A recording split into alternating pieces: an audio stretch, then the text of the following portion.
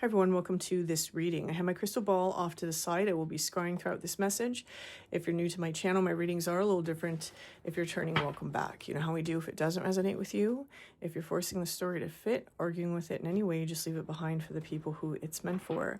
Monday at 7 p.m. Eastern Standard Time, we do have the Addictions Discussion event on Zoom. And if you're interested in joining us, it is a free event. I'm asking if you're able to please donate to our speaker for his time and his energy. And the link for booking the spaces is in the description box below. So let's go ahead and let's begin. Taking a step aside.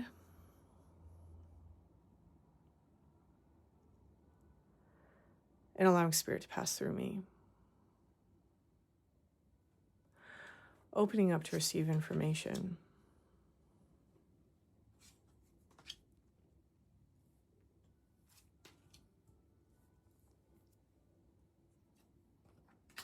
Okay, so I'm seeing a field, and the top of the field, it's almost like a cornfield, and the top of the field is blue.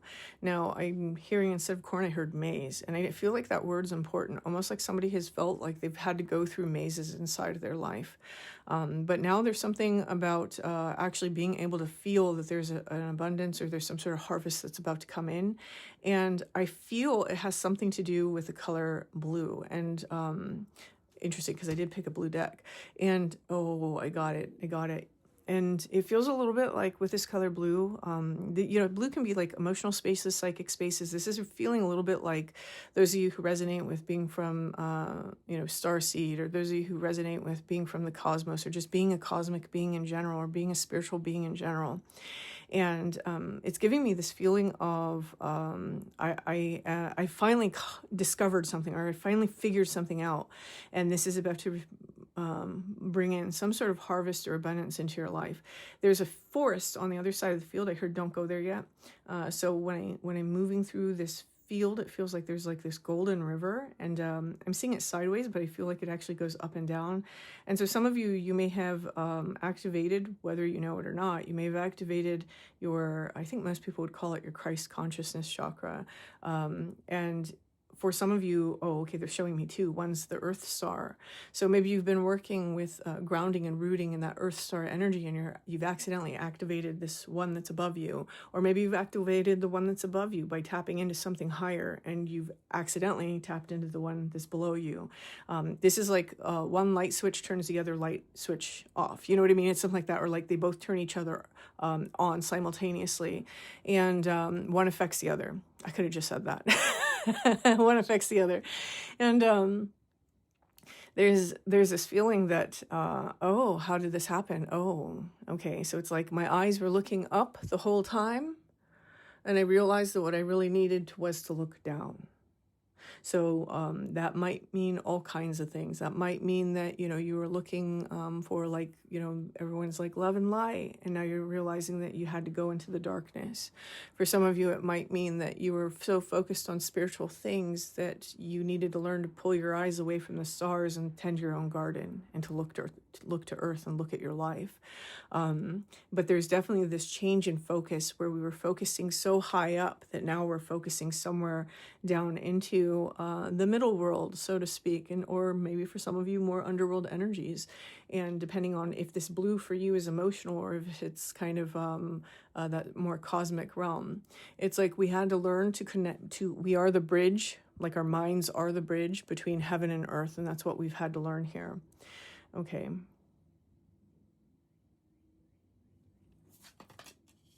Star gathering, stars aligned, remembering home, soul, family. And this may be where you were, is that you were very focused on this energy. And it's not that by pulling your attention down to your own life that you're leaving it behind, right? It's not like rejecting it, leaving it behind, abandoning anything. It's just that the longing and the attention that goes here doesn't help you while you're here. So someone has had to learn that they have to pull that energy and attention away, because that's going to be there whether you're paying attention to it or not. They have to pull that energy away, and they have to start focusing on their own life. This feels a little bit like I know a lot of spiritual people, they have a hard time with, for example, not waiting for someone else to save them. And what I mean by that is, it's probably going to be self-explanatory for a lot of you, especially if you feel that way. But what I mean by that is, waiting for someone else to provide the finances that you've never been able to provide yourself, or waiting for someone else to, and there's, situations where that's obviously a thing. But for most people, the reason why they feel that way is because they haven't learned to actualize themselves. Maybe it is pulling your energy into yourself so that you can actually start facing the problems that you've been experiencing in your life, and understanding that no one's coming to fix those things. You have to learn how to fix them yourself.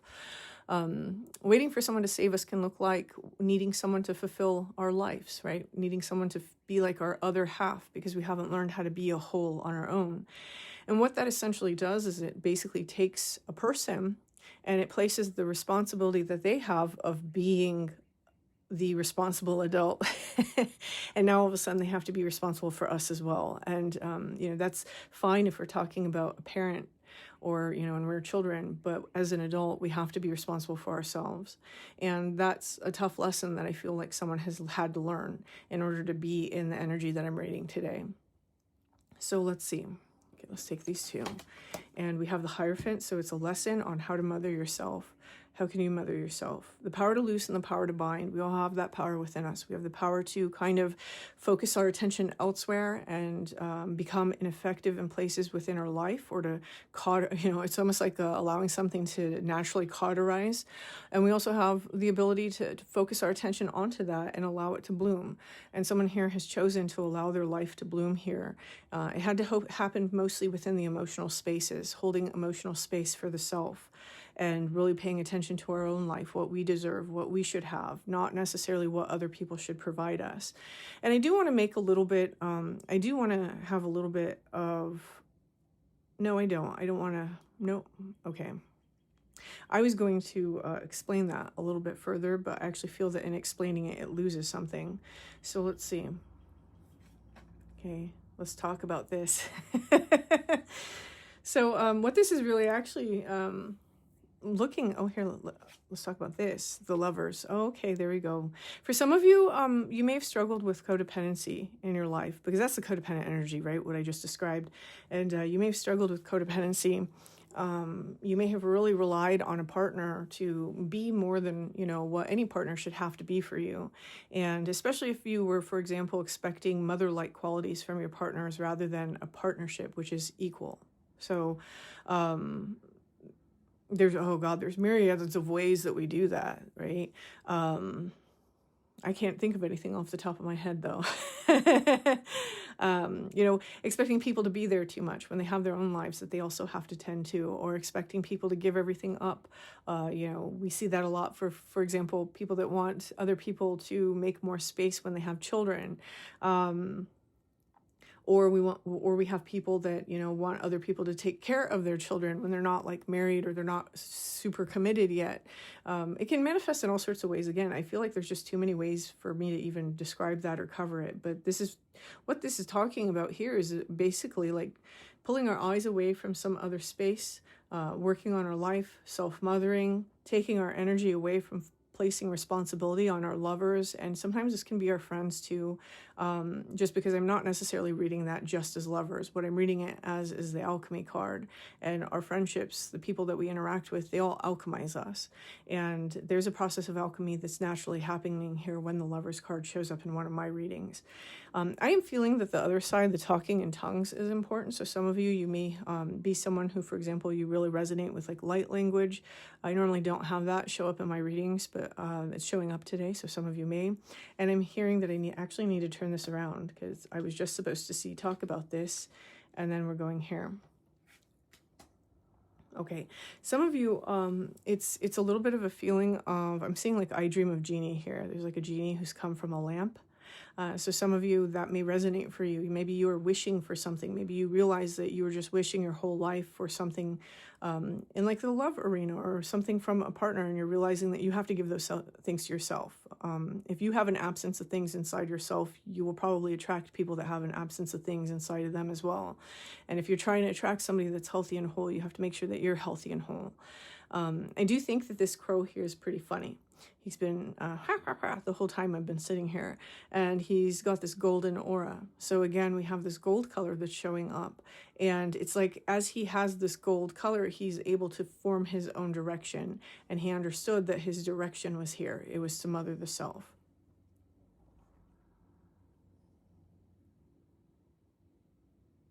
What are you saying to me? He's saying something else. He's saying poop. Okay. Oh, goodness, what is this? Wellness work. That might be what you're working on, is your own wellness. Here I see wine tasting.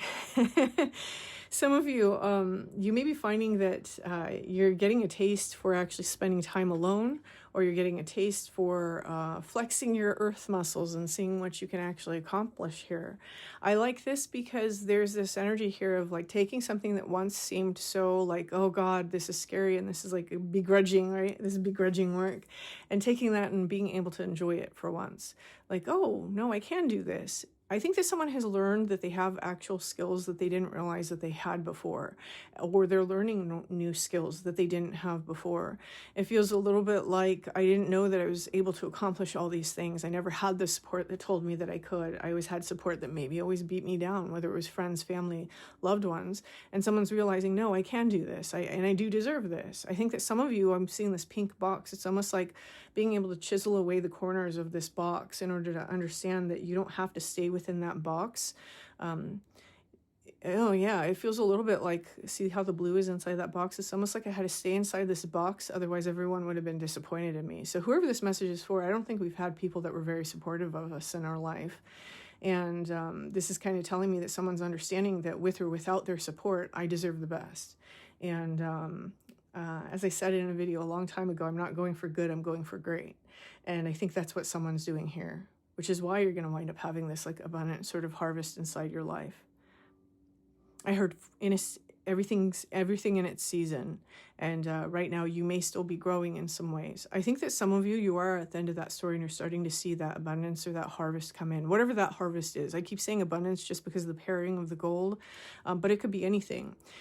Again, they're bringing me now back into this expansive energy around her, almost like a halo. So it's bringing me back into that energy of this like connection to the collective. Some of you may be expanding inside of your psychic spaces. You may be having moments where you feel like the identity and the individuation leave, which may be unexpected for you because you didn't expect to ground so hard and then have that connection happen.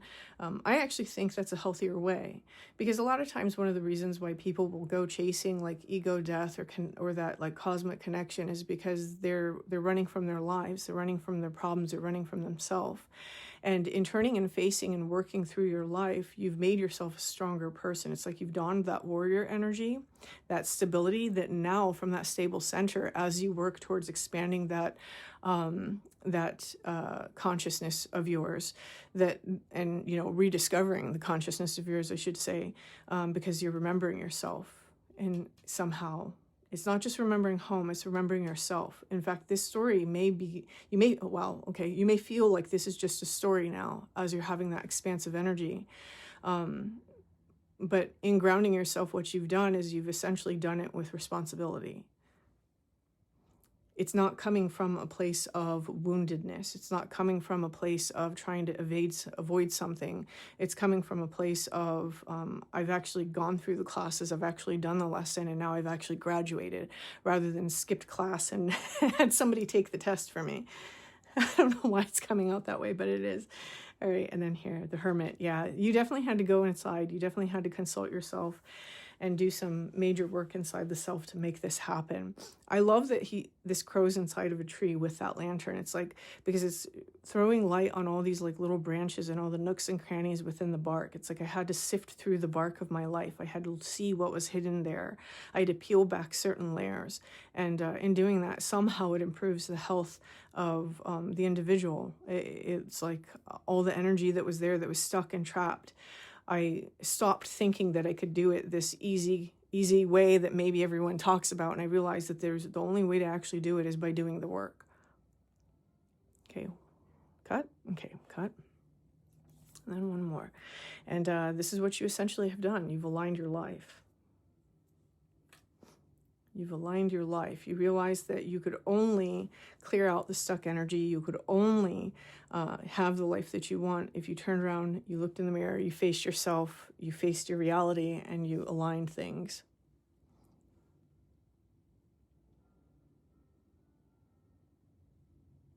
Okay, let's see, one more. Okay. And there. And, oh, yep. Whew, all the chills. Okay. That brings us into this. Look, those light codes. I'm really drawn to this, right? And notice how this looks this way. It's like we're awakening to that cosmic wise teacher within ourselves. And it's only by focusing here. The escaping into like a spiritual reality won't do it. It's by focusing here and activating that solar plexus energy, activating that earth star energy, allowing that sort of what people call the Christ consciousness center to activate. That's what happens, but it requires the other two. And that's what a lot of people don't understand. And, you know, otherwise you're unbalanced and you're ungrounded, and you can be taken off into rabbit holes. And, you know, in order to really activate this energy, you have to be the conduit, meaning you have to have your feet firmly planted on earth.